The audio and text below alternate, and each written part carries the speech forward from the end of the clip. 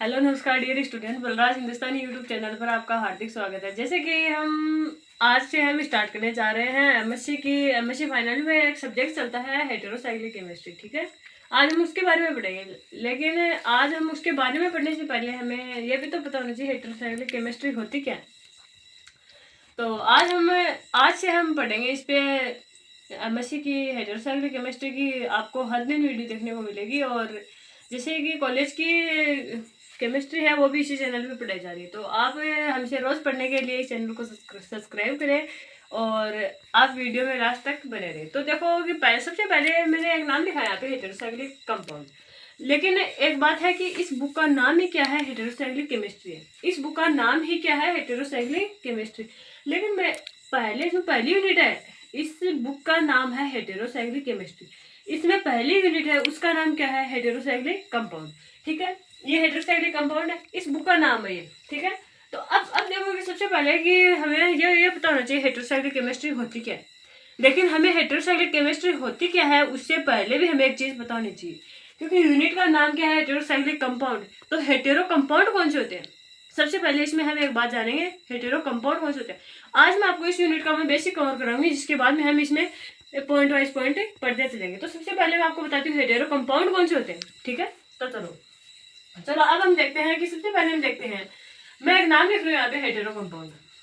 ठीक है, अब हेटेरो कंपाउंड सबसे पहले हम देखें हेटेरो कंपाउंड। अब इसमें एक बात और भी है कि हिंदी और इंग्लिश ऐसे कैसे पढ़ाते हो। तो इंग्लिश एमएससी है वो लगभग यूनिवर्सिटी में इंग्लिश जो हमारे शिकर यूनिवर्सिटी है, ऐसे समझ लो कि उसमें तो इंग्लिश माध्यम से होती है। ठीक है, तो अगर आप शिकर यूनिवर्सिटी या पीडीएसयू यूनिवर्सिटी से हो तो आप इस वीडियो को देखिए। ठीक है, अब देखो हेटेरो कंपाउंड, सबसे पहले हेटेरो कंपाउंड कौन से होते हैं। तो देखो बाद में मैं आपको बताऊंगी हेटेरो कंपाउंड की परिभाषा क्या होती है। हेटेरो कंपाउंड, अब मान लो कि हेटेरो कंपाउंड है, जैसे हम एक चीज पढ़ते हैं, नाइट्रोजन पढ़ते हैं, आवर्त सारणी में हम नाइट्रोजन पढ़ते हैं और क्या पढ़ते हैं, हम सल्फर पढ़ते हैं। सल्फर पढ़ते हैं आवर्त सारणी में, जिसके बाद में हम क्या पढ़ते हैं, ऑक्सीजन पढ़ते हैं।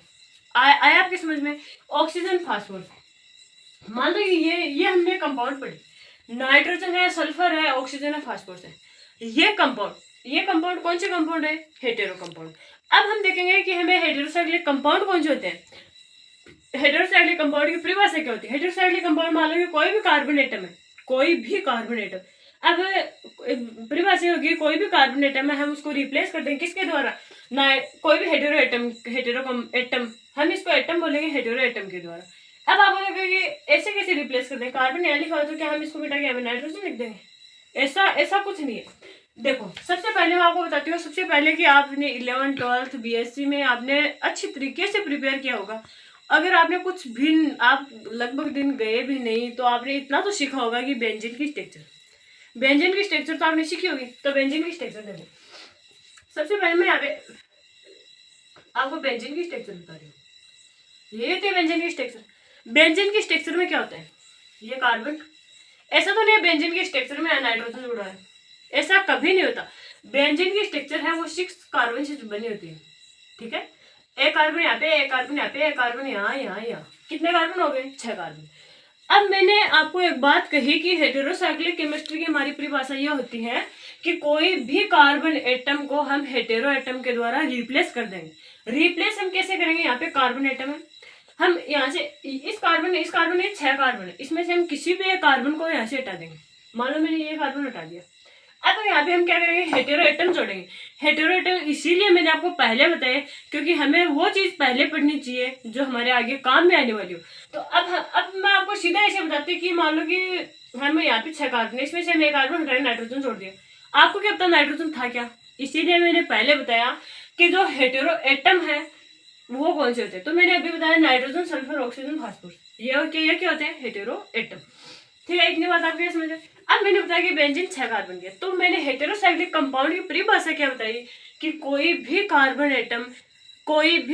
एटम हेटेरो एटम द्वारा रिप्लेस कर दिया जाएगा। रिप्लेस का मतलब मैंने यहाँ पे नाइट्रोजन जोड़ दिया तो इसमें 5 तो हो गए कार्बन, 1 हो गया नाइट्रोजन। ठीक है, तो ये पूरी रिंग है, हम इस रिंग को क्या बोलेंगे, हेटेरोसाइक्लिक रिंग। ठीक है, इतनी बात आपके आई समझ में। जिसके बाद में इस टॉपिक में हम पढ़ेंगे कि नोमेनक्लेचर करना। नोमेनक्लेचर आप हिंदी में पढ़ो तो आपने पढ़ा होगा, यूपीएससी नामकरण पढ़ा होगा। आप जब 11th 12th में केमिस्ट्री जब स्टार्ट होती है तो उसी समय आयुपेशी नामकरण वगैरह ये सब चीजें हम पढ़ते हैं। तो आज हम क्या पढ़ेंगे, नोमेनक्लेचर ऑफ हेटेरोसाइक्लिक कंपाउंड। हम हेटेरोसाइक्लिक कंपाउंड का नोमेनक्लेचर पढ़ेंगे। अब देखो इसमें दो चीजें चलती हैं। मैं आपको नोमेनक्लेचर में आपको करके भी दिखाऊंगी कि नोमेनक्लेचर होते क्या है और हम कैसे करते हैं। ठीक है, सबसे पहले हम इसमें एक नाम यूज करेंगे सफिक्स और दूसरा है प्रीफिक्स। ठीक है, अब आपको ये नहीं पता कि सफिक्स कौन से होते हैं और प्रीफिक्स कौन से होते हैं। ठीक है, आपको पता ही नहीं सफिक्स कौन सा होता है और प्रीफिक्स कौन सा होता है। सबसे पहले हम बात करेंगे सफिक्स। सफिक्स लिखा हुआ है सबसे पहले, तो हम बात भी किसी की कर लेते हैं, सफिक्स की बात करते हैं। ठीक है, तो सबसे पहला देखो सफिक्स, हम बात करेंगे सफिक्स। जिससे पहले आपको एक चीज का पता होना चाहिए। अब मैं आपको बताऊंगी कि जो 3 मेंबर्ड रिंग होती है, मैं आपको सबसे पहले मैं उसका नामकरण बताऊंगी 3 मेंबर्ड रिंग का। अब आप बोलोगे कि मैम आपने 3 मेंबर्ड का बताया लेकिन आपने 2 का नहीं बताया और 1 का भी नहीं बताया। क्या आपने कभी एक कार्बन की रिंग बनी हुई देखिए बनती ही नहीं है, पॉसिबल ही नहीं है। आपने कभी 2 कार्बन की रिंग बनते हुए देखे? आपको कोई ऐसे बोला कि कार्बन कार्बन के मध्य आपने बॉन्ड बनते हुए देखा है तो आपने देखा है, लेकिन कोई आपको ऐसे बोले कार्बन कार्बन के मध्य आपने रिंग बनते हुए देखा है तो 2 कार्बन के मध्य आपने कभी नहीं देखा। तो मैं यहाँ पे बोल रही हूँ 3 कार्बन। ठीक है, मैं जो लिख रही हूँ कार्बन की संख्या लिख रही हूँ। ठीक है, तो 3 कार्बन में देखो रिंग बन गई। आपको कोई 2 कार्बन में ऐसे बोले कि कौन सा बॉन्ड बन रहा है, तो ये आयनिक बॉन्ड बन रहा है। कार्बन कार्बन के मध्य आयनिक बॉन्ड होता है। ठीक है, तो अब यहाँ पे 3 मेंबर्ड की रिंग बन रही है, तो मैं यहाँ पे सफिक्स में बात करूंगी तो मैं तीन मेंबर्ड रिंग से बात करूंगी। ठीक है, 3 मेंबर्ड रिंग से। तो अब आप बोलोगे कि मैम हमें तो पता ही नहीं कैसे बनाते हैं। ठीक है, तो अब देखो मैं आपको एक इंडेक्स बना के दिखाती हूँ और वो इंडेक्स इतनी ईजी तरीके से होगी कि आपको याद करने में बिल्कुल भी दिक्कत नहीं आएगी। ठीक है, लेकिन यहाँ पे इंडेक्स छोटी पड़ेगी, तो आपको क्या करना है कि मैं यहाँ पे पहले सफिक्स समझा रही हूँ। ठीक है, तो सबसे पहले आप क्या करोगे, नंबर ऑफ एटम। यहाँ पे आप क्या लिखोगे, यहाँ पे आप लिखोगे number of atom. Number of atom कौन से, नंबर ऑफ एटम में यहाँ पे आपको बताया कि कितने मेंबर की रिंग बना रहे हो आप, वो आपको लिखनी है। तो कितने मेंबर की बना रहे हो आप, एक 3 मेंबर की बनाओगे, एक 4 मेंबर की, एक 5 मेंबर की, एक 6 मेंबर की, 7, 8, 9 और 10। मैं आपको 10 मेंबर तक रिंग बनाना सिखाऊंगी। आपको ये बात समझ में? अब आपको इसमें, अब आप बोल रहे मैम इनसे क्या होगा, इतना तो आ गया, अब इनसे क्या होगा। तो अब आपको 2 नाम और पढ़ने हैं, अनसेचुरेटेड और सेचुरेटेड। ठीक है, हम इसी रिंग में लिखेंगे। यहाँ पे मैं एक नाम लिख रही हूँ अनसेचुरेटेड। ठीक है, और मैं यहाँ पे एक नाम और लिख रही हूँ सेचुरेटेड। ठीक है, इतनी में हम यहाँ पे इंडेक्स बनाएंगे। ठीक है, और उस साइड में हम पढ़ेंगे प्रीफिक्स। ठीक है, आइए आपकी इतनी बात समझ में। सबसे पहले मैं थोड़ी इस इंडेक्स को मैं बना लेती हूँ। ठीक है, मान लो कि मैंने इंडेक्स बना ली, तो आपको सबसे पहले आपको पता होना चाहिए, और पता क्या होना चाहिए कि अनसेचुरेटेड क्या होता है और सेचुरेटेड क्या होता है। ऐसे आप बोलते हैं मैम हमारे तो इतनी बड़ी याद ही नहीं होगी। दूसरी बात, हमने बीएससी में तो हमने हिंदी में पढ़ा और अब हम इंग्लिश में पढ़ रहे हैं तो हमारी वैसे याद नहीं होगी। आपकी नहीं समस्या सभी आती, हम जब थे आपकी जगह तो हमारी भी आई थी। अब आपको पता ही नहीं अनसेचुरेटेड कंपाउंड कौन से होते हैं, तो मैं सबसे पहले आपको यहाँ पे बता देती हूँ अनसेचुरेटेड कंपाउंड कौन से होते हैं। अनसेचुरेटेड कंपाउंड, अब मैं आपको सबसे पहले मैं अनसेचुरेटेड कंपाउंड की बात करती हूँ। अनसेचुरेटेड कंपाउंड वे कंपाउंड यानी कि वे कंपाउंड जिनमें डबल या ट्रिपल बॉन्ड प्रेजेंट हो। क्या हो, डबल या ट्रिपल बॉन्ड प्रेजेंट हो। आप देखते हो कि कार्बन और ऑक्सीजन के मध्य डबल बॉन्ड प्रेजेंट होता है। सॉरी मैंने यहाँ पे गलती से लिख दिया, थोड़ा ऊपर लिख देते हैं ना, यहाँ पे लिख दिए। कार्बन और ऑक्सीजन के मध्य आप डबल बॉन्ड देखते हो। नाइट्रोजन और नाइट्रोजन है उनके मध्य आप ट्रिपल बॉन्ड देखते हो। तो यही बता रहा है कि अनसेचुरेटेड कंपाउंड वे कंपाउंड जिनमें डबल या ट्रिपल बॉन्ड प्रेजेंट हो। ठीक है, इतनी बात आपको आई समझ में, जिसमें क्या हो, डबल या ट्रिपल बॉन्ड प्रेजेंट हो। तो यहाँ पे मैं थोड़ा सा शो कर रही हूँ ताकि आपको समझने में आसानी हो। इसमें डबल और ट्रिपल बॉन्ड लिखा है, तो जहां भी आपको मान लो कि मैं एक एग्जाम्पल के द्वारा बताती हूँ। मान लो कि यहाँ नाइट्रोजन और मान लो कि ये रिंग ऐसे है। ठीक है, अब नाइट्रोजन है, इनकी वैलेंसी खाली है, तो हम क्या करेंगे, यहाँ पे डबल बॉन्ड बना दिया। तो क्या हुआ, वैलेंसी पूरी है और नाइट्रोजन के मध्य क्या है, डबल बॉन्ड। यहाँ पे देखना आप बोलोगे पूरी रिंग में तो है ही नहीं, पूरी रिंग में हो कोई जरूरी नहीं है। अगर रिंग में अगर एक भी डबल या ट्रिपल बॉन्ड आपको दिख गया तो क्या हो गया, अनसेचुरेटेड कंपाउंड हो गया। इतनी बात आई समझ में। तो यहाँ पे क्या है, नाइट्रोजन डबल बॉन्ड है। अगर डबल बॉन्ड है तो हम कैसे नामकरण करेंगे, अनसेचुरेटेड कंपाउंड का हम नाम लिखेंगे। आई इतनी बात समझ में। अब देखो सेचुरेटेड कंपाउंड कौन से होते हैं वो देखो। अब देखो सेचुरेटेड कंपाउंड, ये हो गया सेचुरेटेड कंपाउंड, ठीक है। सॉरी गलत हो गया, ये हो गया सेचुरेटेड कंपाउंड, ठीक है। पहले हमने पढ़ा अनसेचुरेटेड कंपाउंड, अब सेचुरेटेड कंपाउंड, ठीक है। अब अनसेचुरेटेड कंपाउंड में आप देखो कि जिसमें क्या हो, ओनली सिग्मा बॉन्ड प्रेजेंट हो, जिसमें क्या हो, ओनली सिग्मा बॉन्ड प्रेजेंट हो। अब आप बोलोगे मैम सिग्मा बॉन्ड कौन से होते हैं? हमेशा कार्बन और कार्बन के मध्य सिग्मा बॉन्ड होते हैं, लगभग हमेशा, सॉरी मैं हमेशा गलत बोल दी, लेकिन लगभग हमारे कि लगभग केस में ना कार्बन और कार्बन के मध्य सिंगल बॉन्ड हो सकता है, ठीक है। तो जिस भी एटम के बीच में यहाँ पे क्या होगा कि ओनली सिग्मा बॉन्ड आएगा, ठीक है। ये इतना आपको पता होना चाहिए, पता हो गया। अब यहाँ पे नीचे सारणी कैसे बनेगी या इंडेक्स कैसे बनेगी, ये देखो। तो ये आपको मान लो कि याद नहीं होता, आपको ये बनाना याद नहीं होता, तो आपको क्या याद करना है, एक मैं यहाँ पे ये छोटी सी इजी सी ट्रिक बताऊंगी और वो ट्रिक आपको याद करनी है। मान लो कि मैंने यहाँ पे एक टेबल बनाई, टेबल आप जानते हो जिस पे आप बैठ के पढ़ाई करते हो, ठीक है। ये मान लो कोई भी टेबल होगी, ठीक है। और इस टेबल का नाम ही मैंने क्या रख दिया, स्लेरिस रख दिया। इतनी बार आप क्या समझ में, आप घर पे मेज पे टेबल पे बैठ के पढ़ते हो ना, उस टेबल का नाम मैंने क्या रख दिया, स्लेरिस रख दिया। अब मान लो कि इस टेबल पे मान लो कि कुछ कोई एक बॉक्स पड़ा हुआ है, ये मान लो कि इस पे एक बॉक्स पड़ा है, ठीक है। इस बॉक्स का नाम मैंने क्या रखा, इस बॉक्स का नाम मैंने रखा इपोक। आई बात समझ में।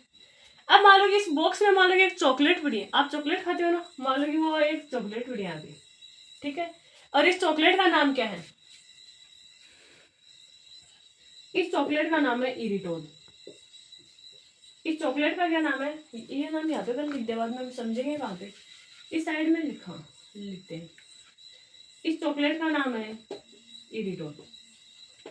आई बात समझे, इस चॉकलेट का क्या नाम हो गया, इरिटोल नाम हो गया। आगे बात समझे। अब आप बोलोगे मेरे इनसे क्या होगा, तो अब आपको एक काम करना है, मान लो कि इरिटोल है। अब आपको एक बात ध्यान से समझना, मैं यहाँ पे लिख रही हूँ इरिटोल। इरिटोल ये चॉकलेट है, तो ये किसके अंदर है, किसके अंदर है, इपोक के अंदर है। तो आप क्या लिखोगे, इरिटोल इन इपोक। इपोक किसके ऊपर है, किसके ऊपर है, ऑन स्लेरिस, ऑन स्लेरिस। तो आपको ये फॉर्मूला और ये ट्रिक अगर आपको याद है तो ये इंडेक्स बनाते हुए आपको दर भी जोर आएगा नहीं, आपका पूरा सॉल्यूशन खत्म। इरिटोल इन इपोक, ये इरिटोल है, ठीक है, ये इरिटोल है। तो इरिटोल इन इपोक और स्लेरिस, ठीक है। तो अब यहाँ पे देखो क्या है, आई आर, आई आर है, यहाँ पे लिख दो आई आर, लिख दिया। यहाँ पे ईटी है, दो दो अक्षरों के जोड़े बनाते जाओ और यहाँ पे लिखते जाओ, ईटी हो गया। यहाँ पे ओएल है, यहाँ पे ओएल लिख दो। यहाँ पे आई एन है, आई एन लिख दो। यहाँ पे क्या है, ईपी है, दो दो अक्षरों के जोड़े बनाते जाओ और यहाँ पे लिखते जाओ। यहाँ पे ओसी है, यहाँ पे ओसी लिख दो। यहाँ पे ओ एन है, यहाँ पे ओ एन लिख दो। और यहाँ पे क्या है, ईसी है, यहाँ पे ईसी। अगर आप मान लो कि 11 नंबर का नामकरण करोगे तो एल ए लिख देना, ठीक है। अब जो हमने यहाँ इसमें लिखे वही इसमें लिख लो, इतना आप सेम, इतना आपको काम क्या करना है कि इतना आपको सेम काम करना है, ठीक है। ईपी ओसी ओ एन और ईसी, इतना आपने सेम काम कर लिया। अब आपको क्या करना है कि जो अनसेचुरेटेड कंपाउंड है इसमें तो आपको जोड़ना है आई एन ई, और जो सेचुरेटेड कंपाउंड है उसमें आपको जोड़ना है ए एन ई, ठीक है। जो सेचुरेटेड कंपाउंड है उसमें ए एन ई और जो अनसेचुरेटेड कंपाउंड है उसमें आई एन ई। लेकिन आपको एक बात का ध्यान रखना है कि 6 नंबर है, 6 नंबर में हमने आई एन लिखा ना, 6 नंबर में हमने आई एन लिखा, आई एन, इसको आप दोनों जगह से आप क्या करोगे, मिटा दोगे। मिटा दिया, मिटा दिया। बाकी आपको क्या करना है, इसमें आई एन ई जोड़ते जाओ, I N E, I N E, I N. अब यहाँ से हमने मिटा दिया, लेकिन इसमें क्या लिख दो, I N E, I N E, I N E, इतना बन गया। अब यहाँ पे हमें क्या लिखना है, ए एन ई जोड़ना है, जोड़ दिया ए एन ई, यहाँ पे ऐसे जोड़ते जाओ। और यहाँ पे क्या करना है, ए एन ई लिख देना, ठीक है, ऐसे लिख दो। ये क्या हो गया, ये आपके बन गए इंडेक्स। अब आपको नामकरण करने में कोई दिक्कत नहीं आएगी। ये तो बात होगी सफिक्स की, ठीक है। अब हम बात करेंगे प्रीफिक्स की, ठीक है। अब हम बात करेंगे प्रीफिक्स जोड़ेंगे। तो प्रीफिक्स मैंने अभी आपको बताया कि दूसरा एटम आके उसमें अटैच होगा। अटैच है, नाइट्रोजन है, ऑक्सीजन है, मान लो कि फास्फोरस है, सल्फर है, ये आके क्या होंगे, उसमें अटैच होंगे, ठीक है। तो आप उसमें एक आप दूसरा नाम यूज करोगे। हेटेरोसाइक्लिक कंपाउंड में क्या है कि आप नाइट्रोजन नहीं लिखोगे, नाइट्रोजन को अब मैंने प्रीफिक्स यहाँ पे लिख रखे हैं, ठीक है। आप थोड़ा सा ध्यान देना, यहाँ पे मैं लिख रही हूँ प्रीफिक्स, ठीक है। ये है प्रीफिक्स। प्रीफिक्स में देखो नाइट्रोजन है, ठीक है। नाइट्रोजन को हम बोलेंगे एजा, ऑक्सीजन को हम क्या बोलेंगे, ऑक्जा, हम सल्फर को क्या बोलेंगे, थाया, और फॉस्फोरस को क्या बोलेंगे, फॉस्फा। अब आप बोलोगे कि मैम ये ऐसा कैसे होता है, मुझे कुछ समझ में नहीं है, आपको कुछ समझ में नहीं है, तो मैं चलो आपको एक ट्रिक या जो हम आपको नामकरण करके दिखा दें। हम सबसे पहले इसको मिटा देते हैं ना, यहाँ पे जगह नहीं है बोर्ड पे, क्योंकि हमें इंडेक्स मिटा देंगे तो हम करेंगे कैसे और आपको समझ में कैसे आएगा। तो सबसे पहले मैं एक एग्जाम्पल लेती हूँ। एग्जाम्पल देखो, ये कोई भी 6 मेंबर रिंग है, यहाँ पे सल्फर है और यहाँ पे सल्फर है। एक तो हमारे पास एग्जाम्पल है ये, हम दो का नामकरण करेंगे, ठीक है। और एक हमारे पास में एग्जाम्पल है ये, ठीक है। हमें दो का नामकरण करना है। एक तो हमारे पास एग्जाम्पल है ये और एक है। सबसे पहले आपको क्या करना है, आप आईयूपीएसी नाम में क्या करते हो, सबसे पहले आप नंबरिंग करते हो, नंबरिंग। तो यहाँ पे भी आपको क्या करना है, नंबरिंग करनी है। नंबरिंग आप यहाँ से तो कर नहीं सकते, कार्बन है, कार्बन से ज्यादा प्रायोरिटी किसकी होती है, अरे कार्बन से ज्यादा प्रायोरिटी तो सल्फर की होगी, कार्बन से ज्यादा प्रायोरिटी सल्फर की होगी, सल्फर की होगी। तो हम सबसे पहले क्या करेंगे, सल्फर को प्रायोरिटी देंगे। सल्फर दोनों में सेम है, यहाँ भी सेम है, यहाँ भी सेम, चाहे किस साइड से प्रायोरिटी दो, यहाँ से दोगे तो 3, 4, 5 और 6, ठीक है। अब इसमें नाइट्रोजन ये प्रायोरिटी देने वाला, तो नाइट्रोजन ग्रुप को प्रायोरिटी दो, दे दी नाइट्रोजन को। अब आपको क्या करना है, 1, 3 नंबर पे है, तो मैं नाम यहाँ पे लिख रही हूँ, कहाँ पे लिखे, यहाँ पे लिख दे 1, 3। दो कितने सल्फर है, दो के लिए डाई, 1, 3 डाई। कितने मेंबर रिंग है, 6 मेंबर्ड है। अब आप यहाँ पे देखो, यहाँ पे 6 मेंबर रिंग ये है, लेकिन 6 मेंबर्ड में तो 2 है, 6 मेंबर्ड में 2 आई एन और ए एन। आई एन का मतलब क्या है, सैचुरेटेड और सैचुरेटेड में ए एन, ठीक है। तो अब आप क्या करोगे, 6 मेंबर्ड में मैंने तभी आपको बताया कि सैचुरेटेड कंपाउंड कौन से होते हैं, ओनली सिग्मा बॉन्ड। इसमें आपको पाई बॉन्ड दिख रहा है, पाई बॉन्ड नहीं दिख रहा तो अनसैचुरेटेड का काम तो कंप्लीट, इनका काम तो कंप्लीट, इनसे तो आएगा ही नहीं, इनसे आएगा तो इसमें क्या है, ए एन। अब आप बोलोगे क्या मैं ऐसे लगा ए एन, क्या करना आपको, थोड़ी बीच में जगह छोड़नी है। जगह किस लिए, मैंने आपको क्या बताया, दूसरा काम क्या बताया था, प्रीफिक्स भी बताया था। हम प्रीफिक्स कहाँ यूज करेंगे, क्या दिया हुआ है, सल्फर, तो सल्फर का क्या है, थाया, तो यहाँ पे आप क्या करोगे, थाया एन यूज करोगे, तो क्या हो जाएगा 1, 3 डाई थाया एन। आई बात समझ में, ये था इसका नामकरण, ठीक है। अब दूसरा देखो, अब आप बोलोगे कि मैम एक है तो थायो में आ गया और एक एन में भी आ गया, लेकिन इसमें एक क्या है, हम बोलते हैं तो हम थायन बोलते हैं। मान लो कि अब हम ऐसे बोले डाई थायन, तो एक क्या है कि वो साइलेंट रहता है, क्योंकि 2 सवर एक जगह आ गए ना। एक क्या है, वो वैली तो है, ये सवर है, तो एक क्या है कि साइलेंट हो गया, ठीक है। अब आपको इतनी बात तो आगे समझ में। अब आगे देखो, इसमें क्या है कि 1, 2 नंबर पे क्या प्रेजेंट है, पहले तो वही काम करो, 1, 2 डाई, ठीक है। डाई नाइट्रोजन है, नाइट्रोजन का मतलब एजा, तो क्या करोगे, डाई एजा, वही 6 मेंबर रिंग है, लेकिन इसमें क्या प्रेजेंट है, डबल बॉन्ड प्रेजेंट है। अगर डबल बॉन्ड प्रेजेंट है तो क्या करोगे, डबल बॉन्ड प्रेजेंट है तो आओ अनसेचुरेटेड में, सेचुरेटेड में नहीं अनसेचुरेटेड में, और अनसेचुरेटेड में 6 नंबर पे क्या है, इन, तो क्या हो जाएगा 1, 2 डाई एजिन। ये तो आज का था कि कुछ बेसिक पार्ट, और अब मैं आपको कल से आगे मान लो कि ये इसका नोमेनक्लेचर हम 4 प्रकार से देखेंगे, सिंपल है, फ्यूज्ड है, और भी इसके 2 नोमेनक्लेचर होंगे, वो मैं आपको कल इसमें बताऊंगी। तो आज हमने एक भी पॉइंट स्टार्ट नहीं किया, लेकिन हाँ एक बात है कि सिंपल नोमेनक्लेचर हो इस हिसाब से जो आज मैंने आपको एग्जाम्पल के तौर पे समझे। Thank you so much. अगर आपको वीडियो पसंद आए तो प्लीज़ लाइक और शेयर सब्सक्राइब कर देना।